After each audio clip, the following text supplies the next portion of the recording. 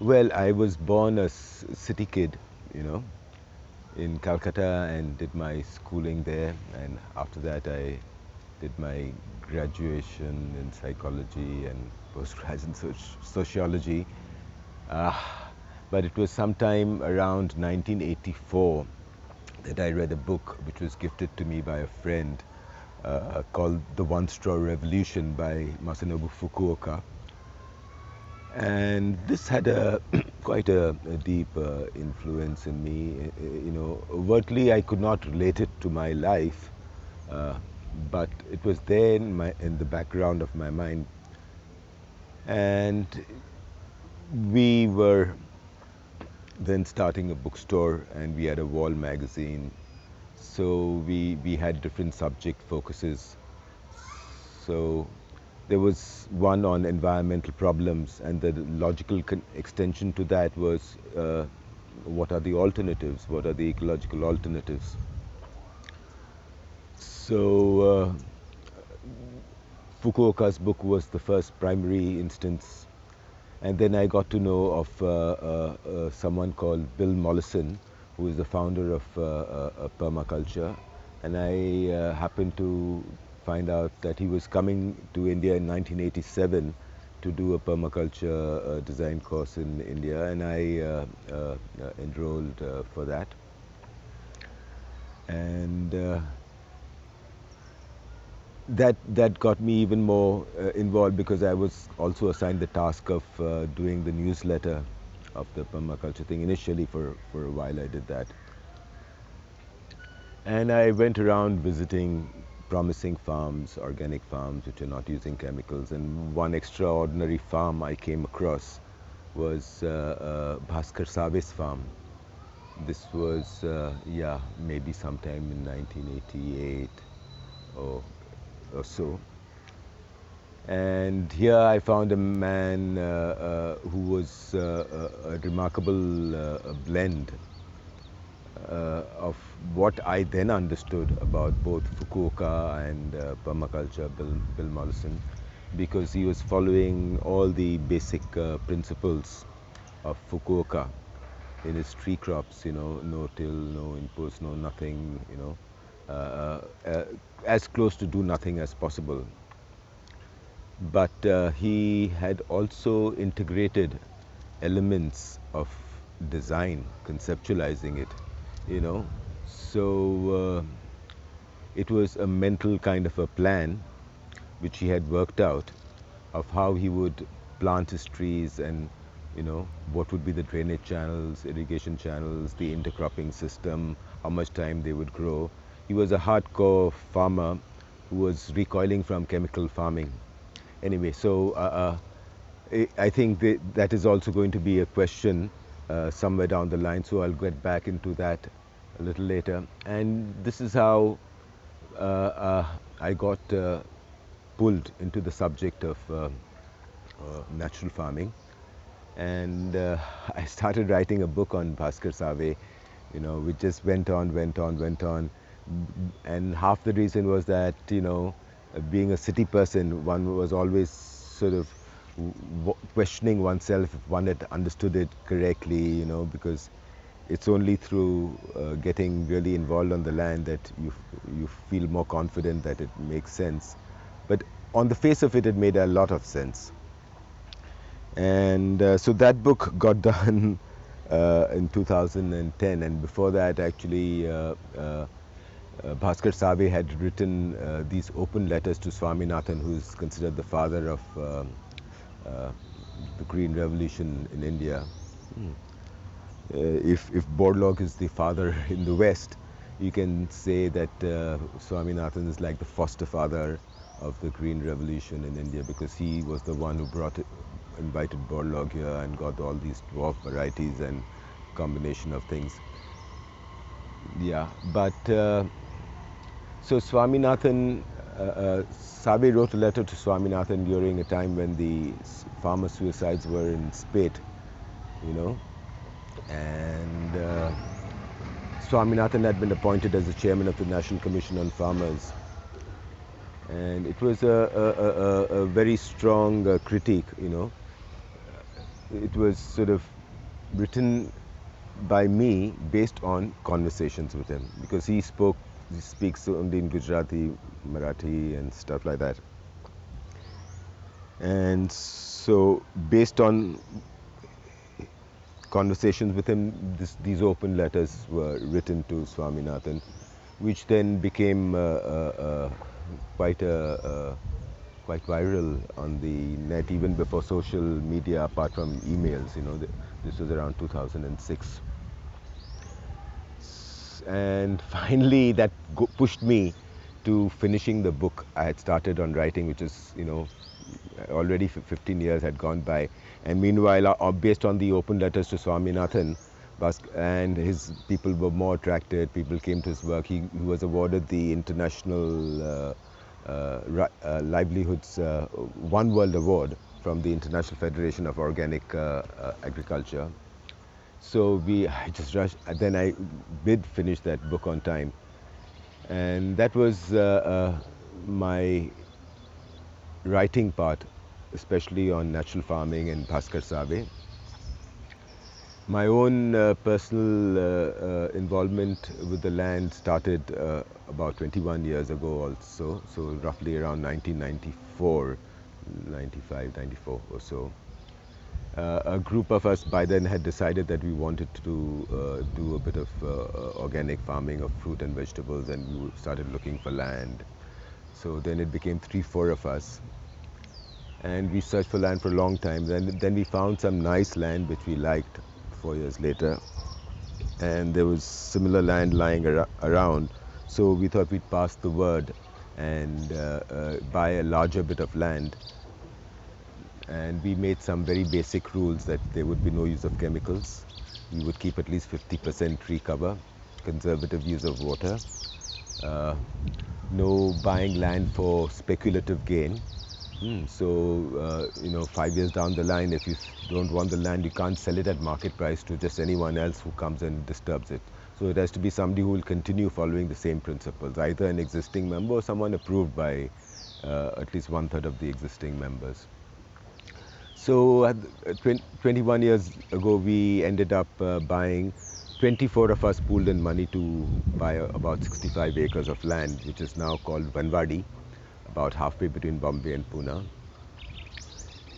And yes, so that place has now regenerated into a lovely forest. Now, if one takes natural farming, to its logical extension, the concept of, am I jumping a lot? Do you want to mention the other questions? No. Okay. We'll get to those. Okay. So, essentially, natural farming would mean that it is nature that is doing the farming. The role of man is minimal, and so this Fukuoka called his the do-nothing farming, that you are letting nature do most of the things. So you are essentially eliminating practices. You're tilling, you're weeding, your fertility inputs, and in a natural forest, everything is done by nature. Not even sowing of seeds. No, nobody goes to till the land. Nobody adds anything. Nobody does any pest control, and you have a naturally regenerated system. And if the biodiversity returns, either sometimes it needs human help to reintegrate biodiversity which is lost. There are many edible plants, So now, like in Vanwadi, we have something like 52 uncultivated wild forest fruit plants, which are in a sense, nothing done by man. It's a gift of nature, and there's something like apparently 80,000 plant species on the earth which are edible, but our food system has got very narrow. So that is one part, but the fact of the matter is that many of us are living in a certain society, and we have certain cultural habits, we have certain money needs, we have a certain social system, and therefore, say someone like Bhaskar Save, when he wanted to do natural farming, he decided to do a natural orchard for being as close to nature as possible. So on land which didn't have trees, his land was actually paddy land, low-lying paddy land.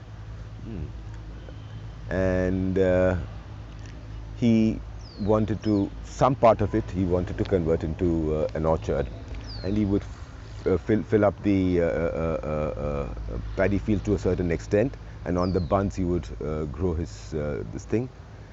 Right close to the gate is Sahyog hi Prakriti ka Siddhant hai, which means cooperation is a fundamental law of nature, and nothing exists in isolation, And the way Bhaskar Save explains it, you have 6 paribals, he calls them, which are key factors of nature, which work in harmony to create a magnificent living system on its own. So you have 3 elements are air, water, and soil. And then he talks about the 3 orders of life. The plant kingdom, everything that grows, which does photosynthesis and has plant growth. Then you have the insects and microorganisms, which he calls Jeev Kheti, Jeev Shrushti. Plants is Vanaspati Shrushti, and Jeev Shrushti is all the insects and microorganisms. And then there's the Prani Shrushti, the animals. So you have these 3 orders of life, and you have this, your soil, water, and it's totally harmonized. There is nothing that needs to be done externally. So the plants would take the energy from the sun in tandem and create the shelter for all the organic life of the soil, and the organic life of the soil would make the soil fertile, and the rainfall would get absorbed into the earth, and it would get soaked, and all the creatures of the earth and the forest, living below the earth and above the earth, had a certain role to play, and they played it magnificently. We tend to become a bit arrogant, but the fact of the matter is that we are children of nature. We can't claim that arrogance. If you cut off your roots, you fall into a vacuum. The truth of the matter is we emerged out of nature's evolutionary process, which did every damn thing, provided us food, the whole natural system. It's a miracle, the earth which we live on, because in all this, the cosmos that we have explored, it's the one body we know which has a living biosphere. It's a thin layer of life right all around the surface of the earth, and it works in total tandem and in harmony, and regenerates a magnificent amount of diversity. But everything in that plays a certain role. It appears, plays its role, and it merges back into something else. Usually we return. We come from soil, we go back to soil. So I think I strayed a bit. You pulled me back into questions. No, I think that's going perfectly along. Yeah. So there are 2 broad approaches. I mean, of course there may be more, but the 2 which come to my mind as appealing and useful and important. One is a pure kind of a natural regeneration where you protect a certain system, let all the regrowth, all the species which are gifted by nature, let them grow. You integrate some. If you have excess of something, you can do a bit of thinning and put in some more things you need. So like at Vanwadi, we did not create a farm. It was more like a natural forest regeneration, and we tried to protect it. We at least checked any cutting of trees. We still had villagers coming and taking things, but it was not like devastating a natural system. So that is one approach where you let nature work and you integrate, and it has its own rewards. But if you have just escaped the system and you want to become self-reliant on the land and grow your own food, then something like Bhaskar Sabe's approach seems to be a very viable approach. It is his way of raising what he calls food forests, essentially, orchards. So he says that trees are the most amenable to natural farming amongst different kinds of plants and crops. You have your vegetable crops, you have your seasonal crops, and but trees are something where you can really leave it. It becomes a total do nothing system. So he says you first plant a tree, and initially, like a child, you look after it for a little while, and then the plant looks after itself, grows into a tree, and then the tree looks after you. You don't do it. But converting from a seasonal annual field crop system like rice farming to orchard, one daunting challenge for most farmers, because most farmers don't have a buffer of food or economic things to transition over a long 3, 4, 5 year period, and many of the orchard trees may take 4, 5, 6, 7, 8 years to fruit. So he developed a system of orchard development integrating short lifespan, medium lifespan and long lifespan species, Alpajivi, Madhyajivi and Dirghajivi. So the Alpajivi would have a cycle of anything up to maybe 1 year, from a few weeks to 1 year. So you have all your herbs, like your methi. If you sprout, maybe you'd get it in the tender ones in 2 weeks. And your vegetables, some continue to yield over a period of time, 2, 3 years. So and weeds, most of the weeds are Alpajivi, short life cycle, low plant growth. So this is Alpajivi. Then Madhyajivi are plants with a life cycle of generally from 2 to 20 years. This is the way Bhaskar Bhai roughly explained it. And the Dirghajivis are the ones, which may be anything up to a few hundred years, 20 years plus to several hundreds of years, even if maybe a few thousand, some trees last there. So if he developed an orchard system, in his region, the orchard system which he developed had as its Dirghajivi main fruit species things like coconut and chiku. Chiku is sapota. So those were his main long life bearing fruit species, which were growing very well in his area. So there was no adventurous risk in that, but the factor was the time factor. So if he, for example, planted his chikus, or say his coconuts at say 40 feet interval, in between he would plant a Madhya life species. Now coconuts can be 80, 100 plus 2 years, fruiting, so Dirghajivi.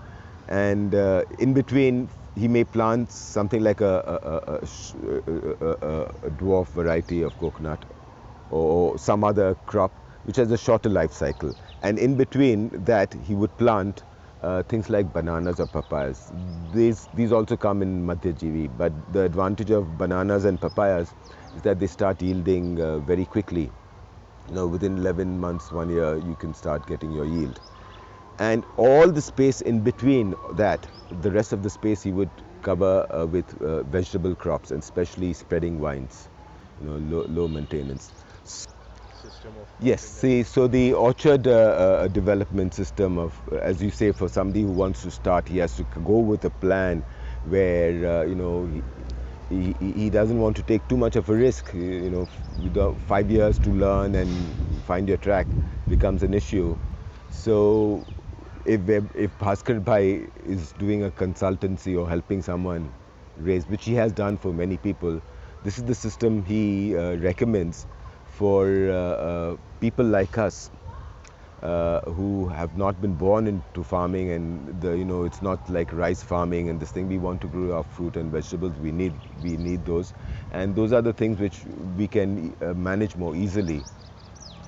So establishing an orchard system like this, a natural orchard system, he says in the first 3 years, you can say that it is organic farming aspiring to natural farming. So you're not using chemicals, you're helping that system regenerate. But once it reaches a certain level of growth, 2-3 year growth, then it begins to look after itself. And as it grows more, its fruiting will continue increasing. And with the intercropping system of Alpajivi, Madhyajivi and Dirghajivi, short, medium and lifespan species, the other two, three big advantages are achieved. One, for a small farmer, you start getting your yield right away from the very first season of the rain, from all your Alpajivi crops.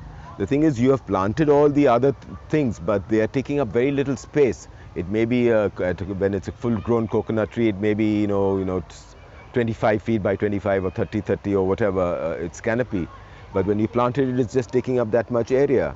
So why should the space be wasted? Meanwhile, you're getting all your vegetable crops for one season, and then within 1 year, your bananas or papayas start yielding. They will continue yielding for 3 years. Then some other Madhyajivi species has started yielding, and that also continues to yield. And by that time, your Dirghajivi species have started yielding. So right from the beginning, it's not the old story that the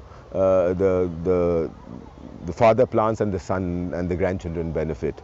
It's the same generation also benefiting.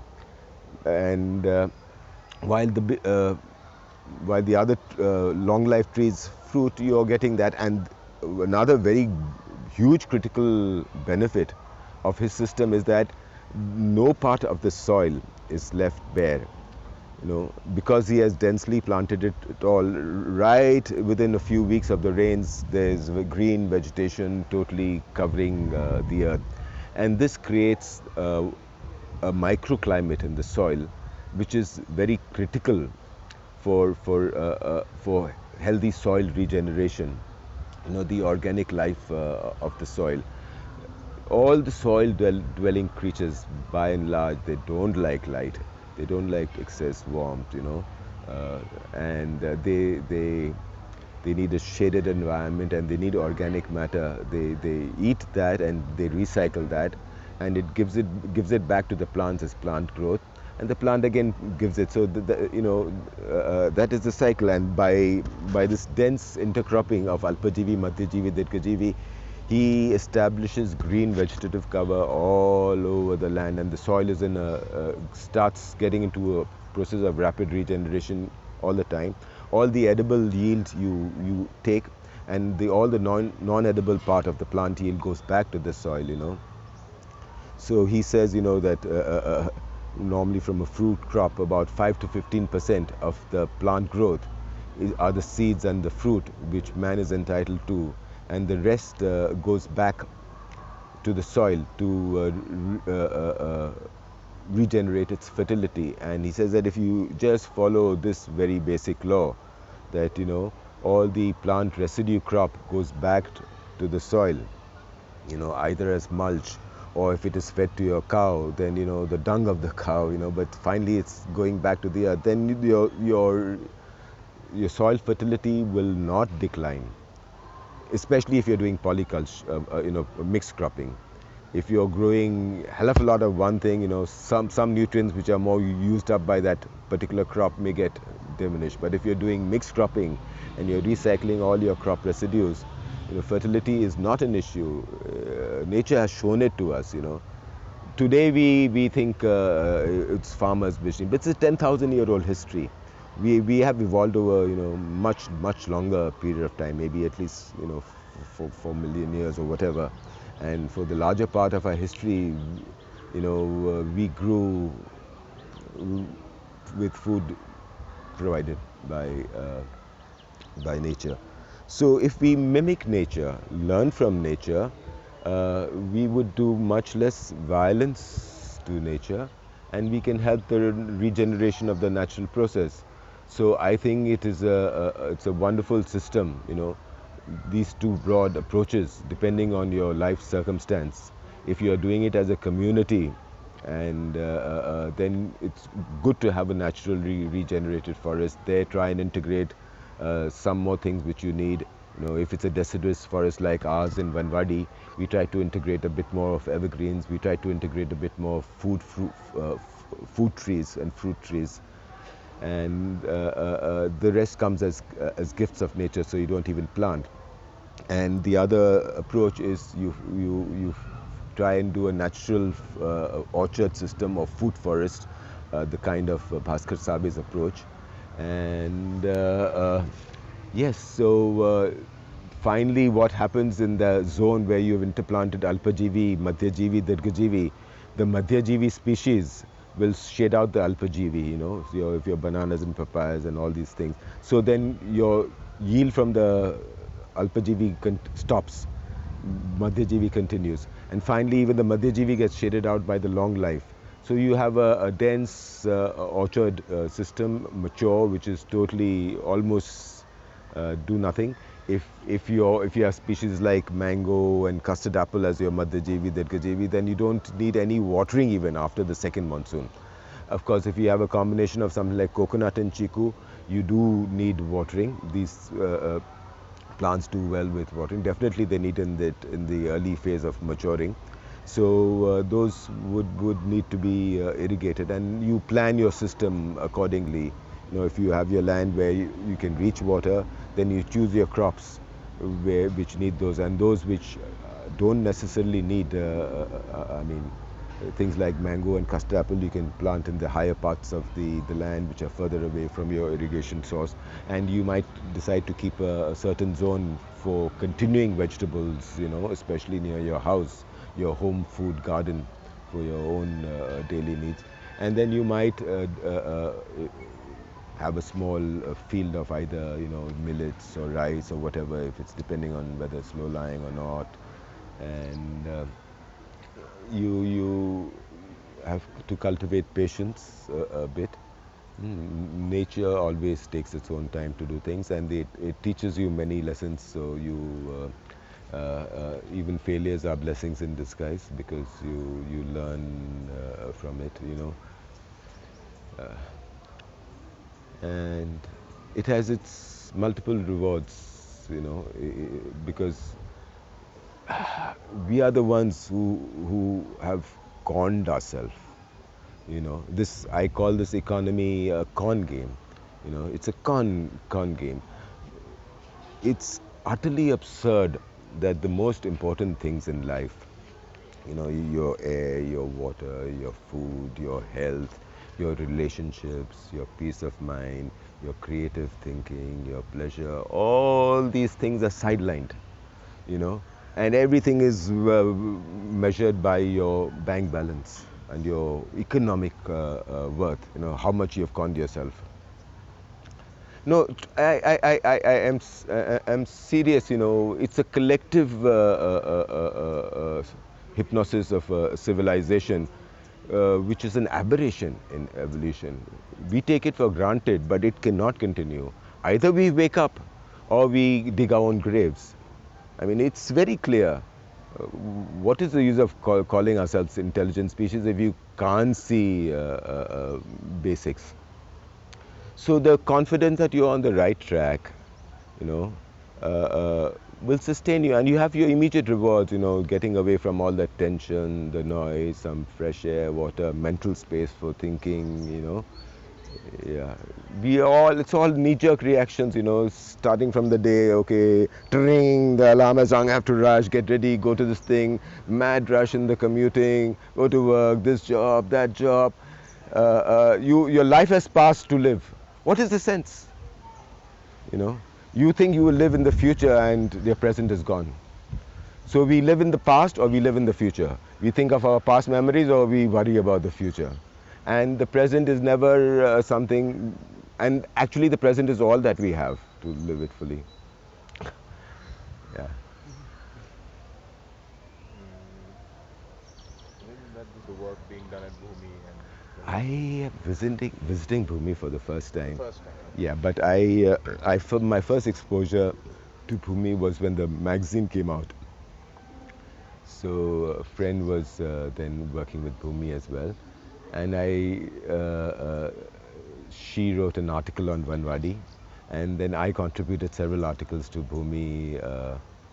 One was on Bhaskar Save, and another one was on Cuba. Anyway, so after that, just 2 years ago, when the Economics of Happiness conference happened, I came, and that is when I again re-established some connection with Bhumi. And since I'm not really Bangalore-based, this is really my first visit to the Bhumi campus. I am happy that this kind of work is being done, and we should make it reach out to more people. You know, people should not start off with the mania that no, this is something only the rich can afford. You know, no, it is something which nature has made it affordable for everyone. And if we follow nature's law and keep it affordable to everyone, you know, the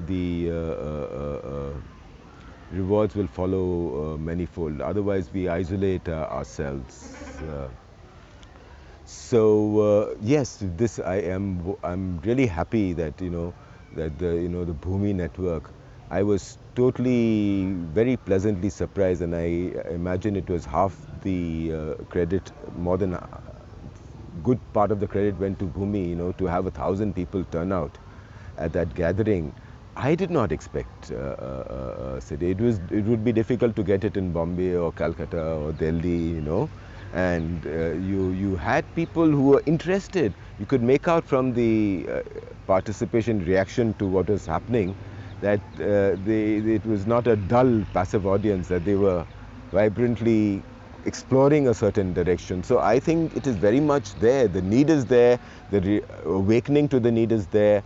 The reaching out is there, and the creating of opportunities and learning opportunities and sharing opportunities and demonstration pathways is the kind of work which I understand Bhumi is into, and it is the kind of thing all of us have to do and get into ourselves and support and make many such, make many Bhumis, I mean, on this Bhumi, one Mother Bhumi. That's good. Yep. Thank you Thank so you so much. much.